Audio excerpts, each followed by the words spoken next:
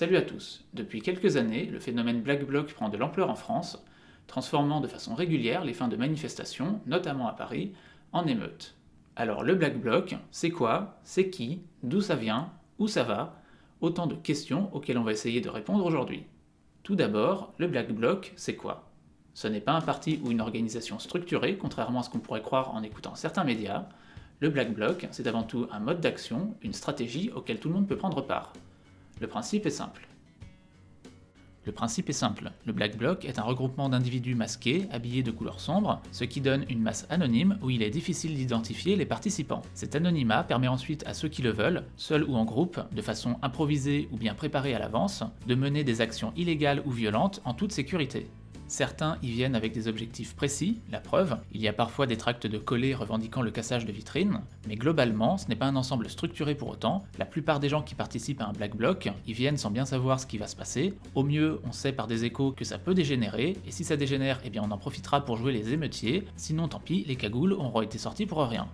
Encore une fois, ce n'est pas l'expression d'un parti organisé, mais une masse qui permet à des petits groupes ou à des individus isolés d'avoir des actions qu'ils ne pourraient pas faire sans cette masse anonyme pour les couvrir. Par exemple, le 1er mai 2018, on a annoncé 1200 Black Blocs à Paris. Vous n'avez pas 1200 émeutiers, mais 1200 personnes qui fournissent un anonymat et ensuite un point de repli à ceux qui veulent en découdre.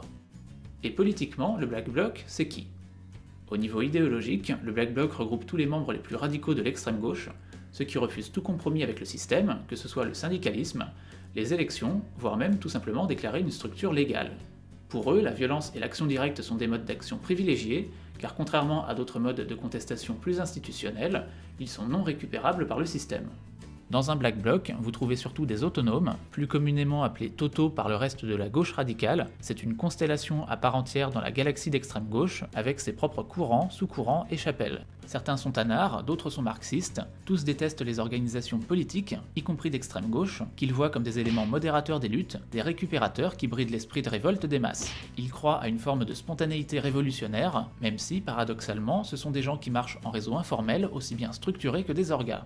Ne croyant pas au jeu institutionnel des partis et syndicats, la mouvance autonome privilégie des modes d'action directement en confrontation avec le capitalisme et ses valeurs, par exemple l'ouverture de squats à des fins d'habitation, mais aussi de diffusion des pratiques contre-culturelles, les autonomes n'étant pas forcément des émeutiers. Même s'ils sont bien moins nombreux en France, il faut aussi signaler la présence de courants staliniens, et en particulier des maoïstes, c'est-à-dire le courant du communisme le plus militariste et le plus fasciné par la violence. Ce n'est pas pour rien si la plupart des groupes qui sont passés à la lutte armée ou au terrorisme s'en revendiquent. Les Mao sont militaros par nature, et le Black Bloc est ce qui se rapproche le plus pour eux de la guérilla urbaine. À ces deux grandes mouvances, il faut aussi ajouter des gens radicaux sans idéologie particulière, qui évoluent à la marge de ces sphères, et des casseurs par opportunité. D'ailleurs, ceux qui se font arrêter à la suite de ces émeutes, ce sont rarement des militants qui avaient préparé leur coup. Les petits groupes organisés qui commettent le plus de dégradations se font rarement attraper. Bon, on sait maintenant qui et ce qu'est le Black Bloc, maintenant d'où ça vient. Le phénomène est né en Allemagne dans les années 80 et a été popularisé dans les années 90 dans les manifestations altermondialistes comme à Seattle en 1999. En France, c'est arrivé en retard. La première apparition réelle du phénomène chez nous a été lors d'une manifestation internationale contre l'OTAN à Strasbourg début 2009 et le moins qu'on puisse dire, c'est que la ville a pris très cher. C'est d'ailleurs suite à cet épisode qu'a été votée la première loi interdisant les cagoules en manifestation.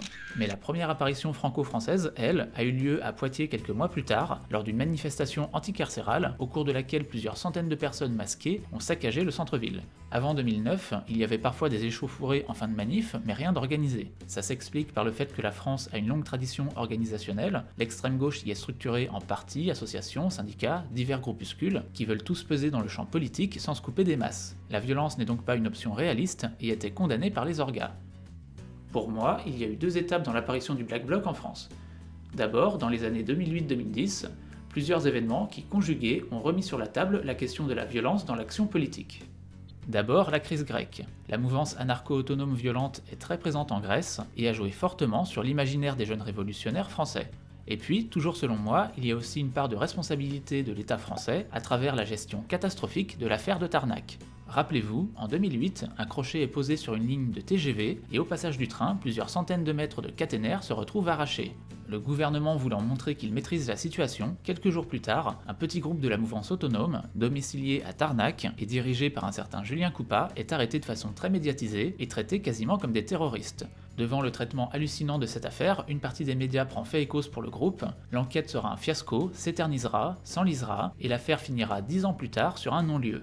Il se trouve que Coupa et les siens étaient surveillés par la police, car ils étaient soupçonnés, très probablement à raison d'ailleurs, d'être derrière les écrits du Comité Invisible, un groupe ayant produit des livres et des revues appelant au sabotage et à l'insurrection. Leur ouvrage phare, L'insurrection qui vient, est écrit dans un langage poético-révolutionnaire et leurs autres productions, comme la revue Tikkun, dans un style philosophique assez hermétique. Des personnes de la mouvance autonome ayant lu et compris ces textes m'ont dit que ça leur faisait penser à du Heidegger. Il faut dire que Coupa a fait des études en philosophie. Avant l'affaire Tarnac, les autonomes tendance insurrectionnelle étaient un milieu très réduit, confidentiel, et après Tarnac, une partie des jeunes d'extrême gauche entrés dans le mouvement à cette époque se sont mis à lire ses ouvrages, et Coupa et ses thèses ont eu une visibilité inespérée, et depuis, à tort ou à raison, à chaque mouvement social, les renseignements généraux surveillent Coupa et voient sa marque dès qu'il y a des troubles. Coupa, lui, écrit toujours des livres sous pseudo qui sont bien plus lus que ses anciens textes.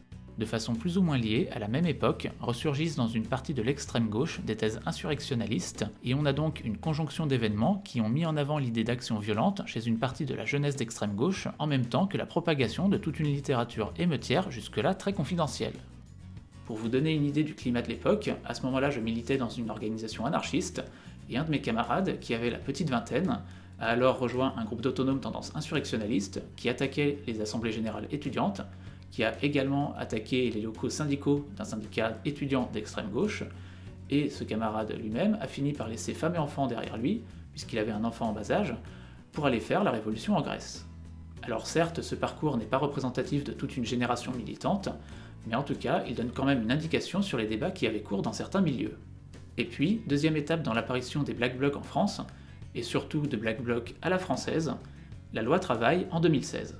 Dans les manifs contre la loi travail, on a vu apparaître à Paris, devant le cortège officiel, ce qu'on a appelé le cortège de tête, où tout le monde était habillé en noir. Ce cortège de tête est une mutation importante. Ça a été une sorte de black bloc de masse, rassemblant largement au-delà des sphères autonomes et marxistes ultra. Ce cortège de tête a servi d'exutoire à tous les déçus de la stratégie syndicale qui voulaient en découdre, y compris à des syndicalistes de base. Il faut dire que les directions syndicales n'ont plus obtenu de victoire depuis 2006, et la défaite sur les retraites en 2010 a fortement endommagé leur image et leur capacité de mobilisation. Et clairement, les black blocs, ou plutôt les cortèges de tête qu'on a aujourd'hui en France dans toutes les grandes manifestations, cette massification de la radicalité, la tolérance pour cette violence, vient de l'échec du mouvement social classique depuis 10 ans à faire barrage aux réformes gouvernementales. L'action violente, chez certains, n'est plus antagonique à des modes d'action plus institutionnels, mais complémentaires. Et ce, au point qu'en 2016, pour la première fois, certaines structures et intellectuels d'extrême gauche, et pas forcément les plus radicaux, ont refusé de condamner les violences, validant à leur manière les méthodes du cortège de tête. Et depuis 2016, vous avez régulièrement la présence de ce cortège aux manifs, y compris celles sans importance stratégique, comme celle de rentrer sur le pouvoir d'achat par exemple. La violence dans le mouvement des Gilets jaunes, le Yellow Bloc, c'est le même schéma que le cortège de tête. Des vrais Black Blocs, plus des personnes que le manque de... Et au vu de l'incapacité de la gauche politique et syndicale institutionnelle à faire reculer les différents gouvernements sur leurs réformes, le Black Bloc et les cortèges de tête ont à mon avis encore de beaux jours devant eux. En tout cas, j'espère que maintenant vous y voyez plus clair sur ce fameux bloc noir. Si c'est le cas, n'hésitez pas à partager cette vidéo, et sur ce, je vous dis à la prochaine.